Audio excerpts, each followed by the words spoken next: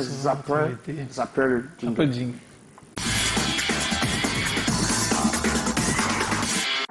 Hey Joe, le taxi, il va pas partout. Oui, on va recevoir notre invité. Les auteurs. Donc, les auteurs Callaghan, Donald, Collins et qui écrit pour Photo, Joseph Photo, son nom de producteur, qui a son tour en producteur, qui s'appelle Emmanuel Chatier, qui est également produit parce qu'on appelle nommément. Le producteur du producteur du producteur, c'est la hiérarchie suprême. Elle est présidente des Canals d'Or. Elle est présidente des Canals d'Or. Elle est présidente des Canals d'Or. Elle s'appelle Madame Colette Tatué et on lui dit. Bon mercredi, madame. Bon mercredi, madame. Ah, c'est bien. Quel rituel. Oui, c'est-à-dire que la personne qui regarde à la maison a l'impression que c'est la cassette qui boucle. Voilà. C'est génial, Tati. On reçoit Copo. Oui. Ah, je suis content. La cassette était passée déjà. Passé. On reçoit Copo. Très content de te voir, Copo. Moula. Je ne le vois pas souvent.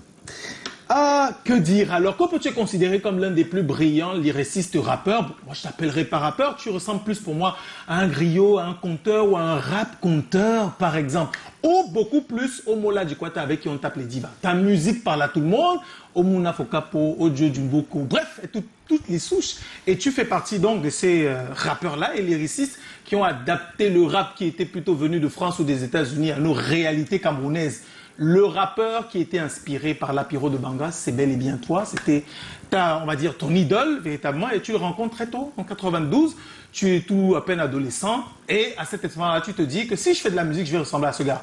Mais tu ne peux pas forcément faire du lapiro de Banga quand tu écoutes le hip-hop. Pas forcément. Des années plus tard, tu sors Je Go. On sommes en 2004.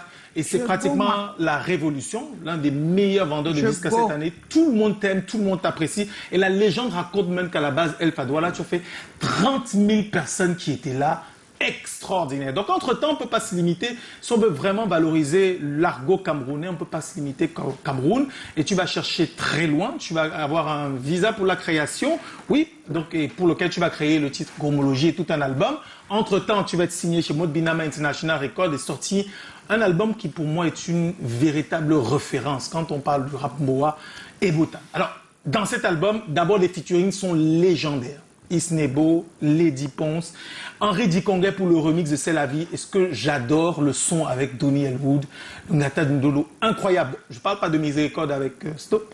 C'est un autre débat. L'album est une véritable référence. Bon, pour le moment, vendu seulement avec le titre Laisse comme ça. Et c'est le grand retour quand même d'un monument. Hein, Copo et son fameux, la fameuse Emma, hein, dont l'histoire est toujours restée dans la tête des uns et des autres. C'est encore plus actuel. C'est encore plus actuel maintenant. À l'époque, beaucoup ne comprenaient pas. C'est maintenant que ça passe. Non, maintenant on a compris. On comprend tout de suite. C'est un plaisir de t'avoir. Bienvenue, Copo. Et oui, Copo est notre invité ce soir. Il va nous dire des choses. Hein, c'est vrai ça. Ben oui, c'est vrai. Mola. Attends.